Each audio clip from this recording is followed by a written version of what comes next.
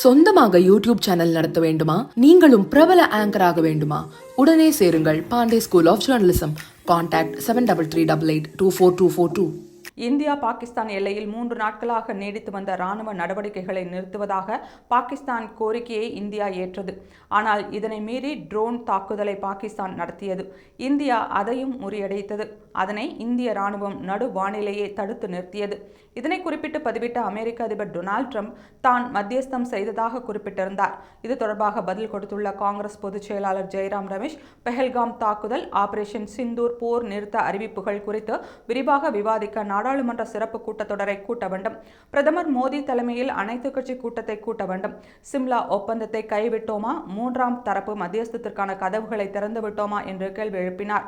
இந்தியாவிற்கும் பாகிஸ்தானுக்கும் இடையிலான ராஜதந்திர வழிகள் மீண்டும் திறக்கப்படுகிறதா என்றும் ஜெயராம் ரமேஷ் கேள்வி எழுப்பினார். 1971ஆம் ஆண்டு இந்திரா காந்தியின் அசாதாரண துணிச்சலான உறுதியான தலைமைக்காக நாடு அவரை நினைவு கூறுவது இயல்பானது என்று அவர் குறிப்பிட்டுள்ளார்.